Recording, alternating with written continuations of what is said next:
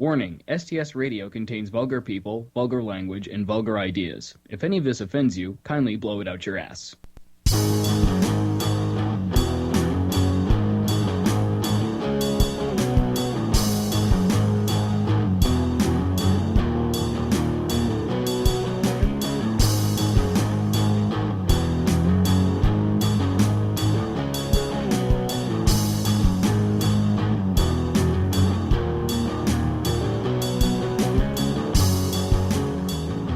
What's going on, everybody? Andrew Moss with you. This STS Radio interview special. So I feel I do have to explain myself a little bit here.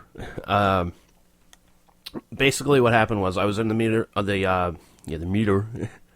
I was in the middle of interviewing Kane Roberts, ex guitar player for Alice Cooper. Had a tremendous solo career and what have you. The problem was I was about 20 minutes into the interview, and I look over at the computer where I'm recording, and it turns out the computer didn't record anything, so a window popped up saying Pro Tools cannot record, blah, blah, blah, blah, blah, a whole bunch of technical mumbo-jumbo that I don't understand because it's not a cooking recipe. So I basically had two options at that point.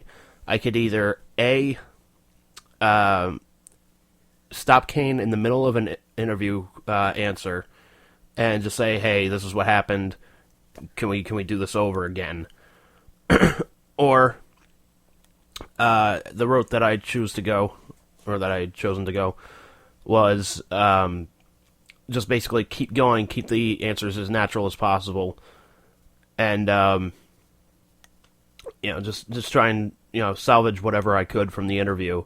And I mean, Kane, to his credit, is a tremendous, tremendous interview. If anybody ever has a chance to talk to him, do it. Absolutely do it.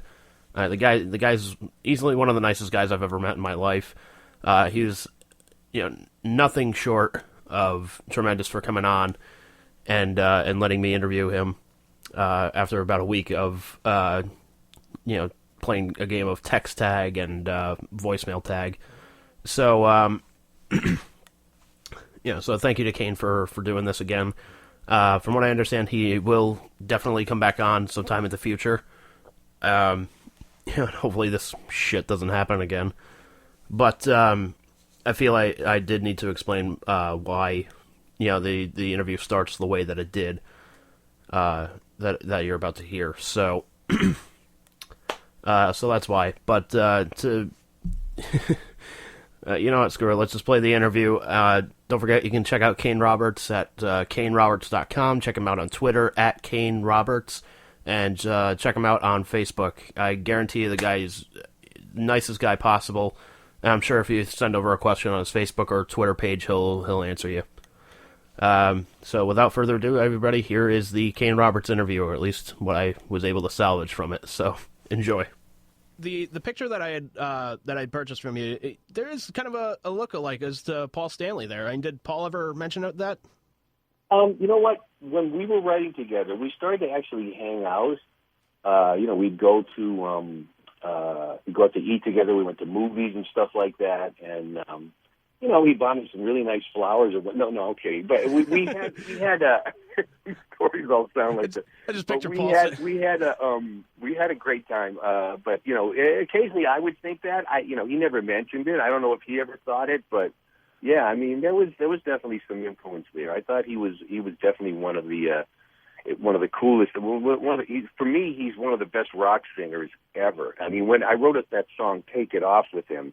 And I actually, I was there during the session, but I never really got to hear, how he recorded it and how he performed it. And then I saw a live video on YouTube that's definitely worth checking out, the uncensored version of Take It Off. And his vocals are just so off the hook. I mean, somebody that good, they're going to influence you in some way, Now, you've worked with Alice Cooper, you've worked with KISS, you've worked with, I believe, Rod Stewart, if I've also read that correctly. Who is your favorite person to work with, be it a one-off shot or whatever have you? Like, who is like the person you were just kind of in awe and you didn't want that moment to end?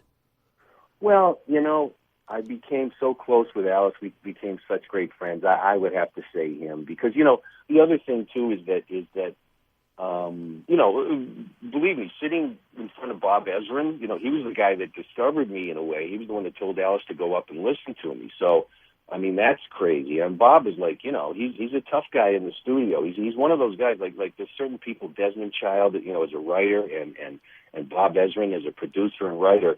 Their standard is such that they let you know right off the bat that recording and playing music and doing all this stuff is serious business. So yeah, I mean, in that way, there's a tremendous amount of special moments for me. But there's a song we did called "Prince of Darkness," and I just remember him laying on the couch. He was eating Doritos and he had a Diet Coke, and I was working on some of the music. And then he got up and he just put the paper down and walked out. And he had written those lyrics, which are absolutely brilliant thematically and how they're structured and everything. Within maybe 25 minutes. And things like that, when somebody's capable of just rolling out, excellence like that, it makes the relationship special. Also, a lot of people I don't know that when we were. There's a DVD out now called The Nightmare Returns, and I just remember, that it begins with, the first strains of Welcome to My Nightmare, the keyboards and the smokes rising up, and that was our first show, and it was at Joe Louis Arena, and MTV was filming. It was Halloween night with Alice Cooper. The place was absolutely packed to the rafters. So I just, what people don't realize is that me and the guys back there were, absolutely nervous. I mean, we're there like, the look on our face, very wide-eyed, going like, what is this going to be like? And as soon as Alice came out, as soon as he kicks down that cage there when he walks on stage, he just pulled us with him, and we got, we started to learn what it's like to perform, with a great performer and how he does it. I mean, he was always able to communicate with the last row. I mean, we played Wembley, we played Reading Festival, and that's a lot of people to convey your message to. You know what I mean? So, I learned a lot just kind of, stepping into his jet stream, so to speak. And I mean, with your size and your physique, and obviously the gun guitar, which I got to get to in a second, you became more of a part of the show than pretty much any other band member in history. Yeah, no, that was definitely something that he did. I mean, Orianthe's huge blonde hair is kind of like the same thing for me. I mean, she comes out and she plays really, really great, and she just got that visual like contrast to Alice. That really is. And then, they definitely brought me out front. I mean, think of it this way too for me. I mean, just for, people in Boston. I was, I went to the garden, and I saw the garden, and I remember seeing, Bob, the Bruins and just all that, I saw bands there and everything, and I just thought like, wow, someday I might play, I really want to play the Boston Garden. I didn't think I ever would, but, when we rolled into town with Alice Cooper and I played there, I mean, think about, how that's like a little kid's dream coming to fruition. So the whole experience with Alice, definitely kicked ass, and he definitely let me, step up front and do cool stuff. Yeah. Now, whose idea was the gun guitar? I got to ask about that. Well, no, that's it. The kid that made it is this kid, Rick Johnson. He was like 18, 19 years old, and he did the same thing I was doing at recording studios. He just suddenly, unannounced, I was at my management company's office. It was the same as Alice's. It's called Alive Enterprises, with Chef Gordon was running it. And he, Chef, by the way, managed Blondie, Teddy Pendergrass, Luther Vandross, Raquel Welch. I mean, you can't even imagine how many guys. The guy's really prolific. But anyway, so I'm there at the office, and they said that there's a guy here who wants to show you a guitar. And I went, okay.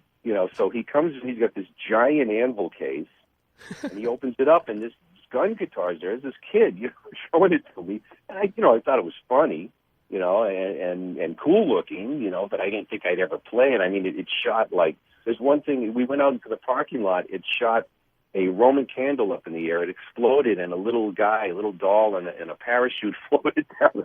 I mean, it was really entertaining, But and I just decided to plug it in, and the thing played so well. I mean, the neck action and the way he had all the guts set up and everything was just really spot on. I mean, I had to tweak a lot and change some of the electronics and pickups and stuff, but.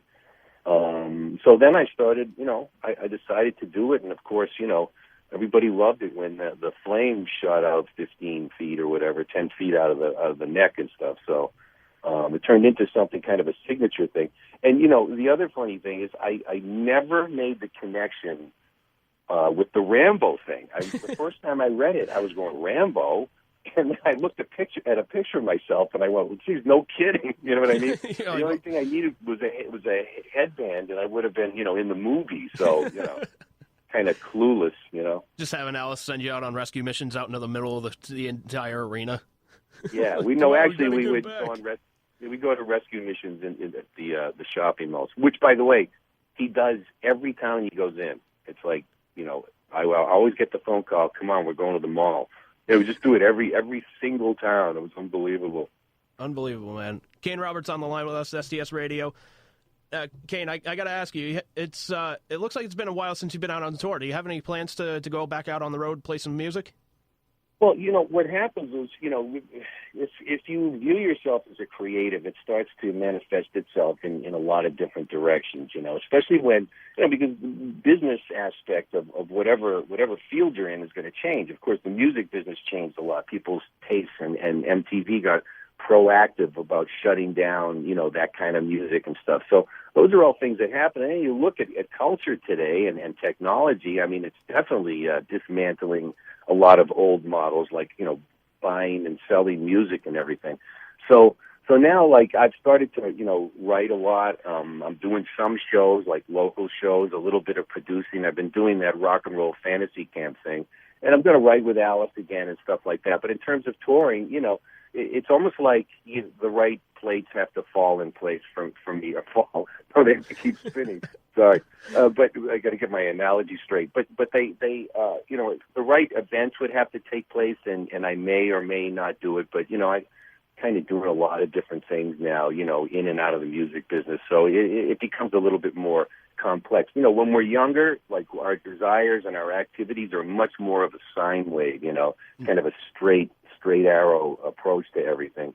And then as time goes on, the route to some sort of gratification becomes a little bit more circuitous, and I can't even believe I put that sentence together. Man, that's going to be the highlight of the day, though, right? Yeah, it definitely will be. It's all going downhill from here, man. It's all downhill from here on in. Damn. You've actually been working on a new album called Touch, which, according to your website, isn't available just yet. Any idea when that's going to be available? Well, Kip and Ken Mary and I are going to be heading into the studio, so I'm going to try to wrap that by the fall, because I'd like to have it, come out. The guy, one of my greatest supporters and a really great guy in the music industry, is Bruce Mee. He was the guy that got me to go to Firefest, which was kind of a train wreck, but I mean, it was good for me because it kind of got me, like, interested in playing in front of people again. So, but yeah, so we're looking for some sort of a fall release on that, and it's going to be sort of a heavy melodic power trio stuff on some of the songs, and some of them will have a little bit more of a substantial lineup, and we're trying to get some well-known friends and family to perform on it as well. So it's not going to sound like your first solo record or Saints and Sinners or even the band you did, Phoenix Down. It's going to be kind of like a nice little mix of everything, right?